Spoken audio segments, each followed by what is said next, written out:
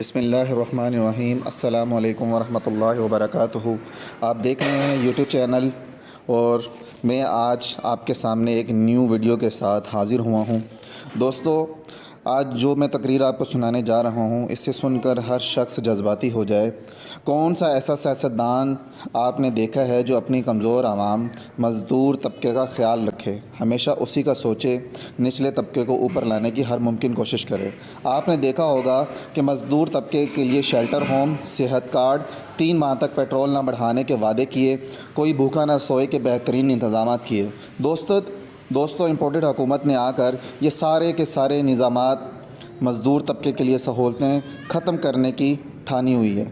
Imported हुकूमत ने मुल्क में आकर मुल्क को दिवालिया कर दिया है। हर पाकिस्तानी मकरूज़ हो चुका है। लोग ख़ुदकशियाँ करने पर उतर आए हैं। लोग अपने बच्चों का महंगाई की वजह से गले काट रहे हैं। लोग इस महंगाई की वजह से डिप्रेशन का शिकार हो चुके हैं। दोस्तों, ये लोग इम्पोर्टेड हुकूमत आवाम का कैसे सामना करेंगे? अल्लाह के यहाँ क्या मुँह दिखाएँगे? मैं आपको इमरान खान का एक बेहतरीन बयान सुनाने जा रहा हूँ। इसे आपने गौर से सुनना है और इम्पोर्टेड हुकूमत को बेनकाब करना है।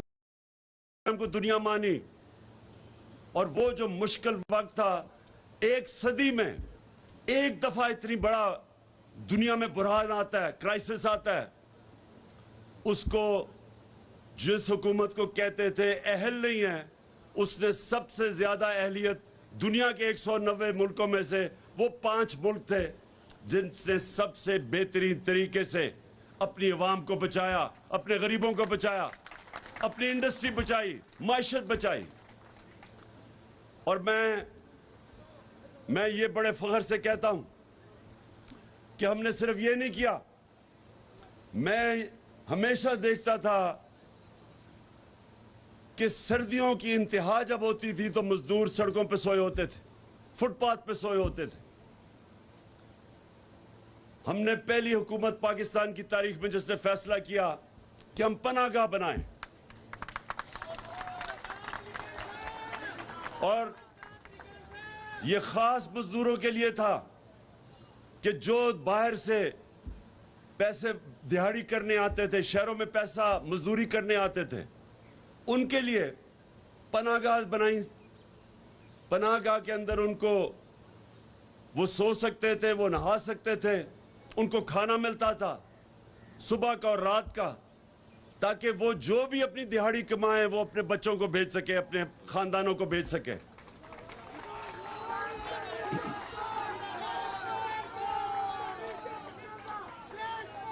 उसके बाद ये कि पहले हमने पख्तूनख्वा में थोड़े से एक निचले तबके को सिर्फ हमने शुरू की सेहत कार्ड देना, फिर हमने सारे पख्तूनख्वा में, सारे पंजाब में, सारे गिलगित बल्तिस्तान में, आज़ाद कश्मीर में, जिधर जिधर हमारी गवर्नमेंट्स थी, हमने सारी गवर्नमेंट्स को हेल्थ इंश्योरेंस यानी सेहत कार्ड दिया कि हर खानदान के पास 10 लाख रुपए की हेल्थ इंश्योरेंस हो।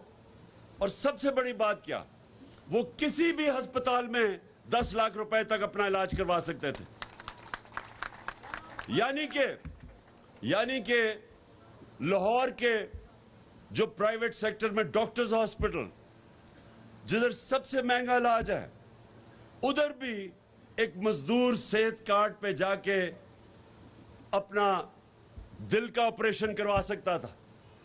यह पहली दफा पाकिस्तान में हुआ, नहीं तो बेचारा गरीब धक्के खाता है सरकारी अस्पतालों में और अमीर प्राइवेट हॉस्पिटल में जाता था। यह पहली दफा पाकिस्तान में हमने अपने आम लोगों तक, जो सबसे मुश्किल एक घराने पे जो वक्त होता है वो होता है जब बीमारी होती है और उनके पास पैसा नहीं होता इलाज का, वो एक पूरा घराना कर्जे लेता है और गुर्बत की लकीर से नीचे चला जाता है सारा घराना। इसलिए हमने फैसला किया कि हम एक प्रोटेक्ट करें, तहफ़्फ़ुज़ दें अपने उस तबके को जो सिर्फ और सिर्फ बीमारी की वजह से सारा घराना गुर्बत की लकीर से नीचे चला जाता। तो हेल्थ कार्ड दिया। ये पाकिस्तान की तारीख में पहली दफा हुआ। फिर हमने कामयाब जवान और कामयाब पाकिस्तान कामयाब पाकिस्तान और कामयाब जवान में हमने कर्जे का फैसला किया। नौजवानों को सूद के बगैर कर्जे देना।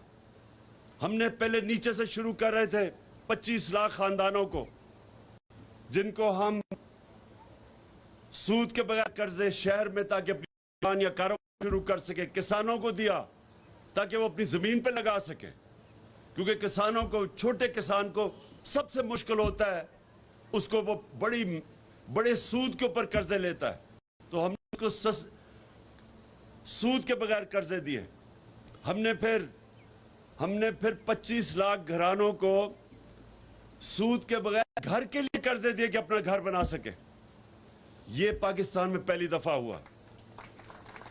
लेकिन जो सबसे ज्यादा आज आप सबके लिए कि मैं सिर्फ बताना चाहता हूं कि एक हुकूमत जो आई थी सिर्फ अपने लोगों के लिए, जिसका जीना मरना, जिसके लीडर का जीना मरना पाकिस्तान में है, उसमें क्या फर्क है?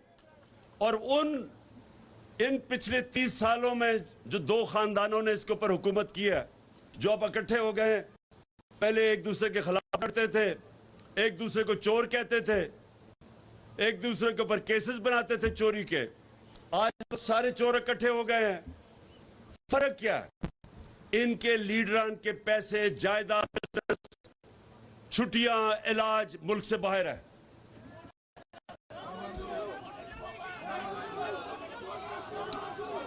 और इसीलिए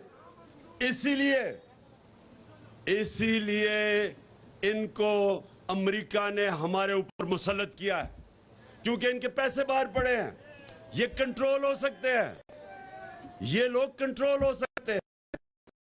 भी जिधर इनका पैसा है उधर इनके कंट्रोल पड़े हैं, उधर इनकी डोरियां पड़ी हुई हैं। ये करेंगे। अगर रूस सस्ता तेल बेच रहा था, जो हम उनसे मुआहदा कर रहे थे कि 30% कम कीमत पे तेल रूस से खरीदें, हिंदुस्तान 40% कम कीमत पे रूस का तेल खरीद रहा है।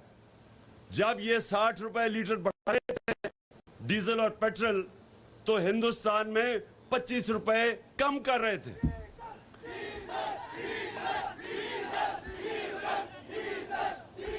हाँ, सुने जरा, अब मैं फर्क आपको बताता हूं।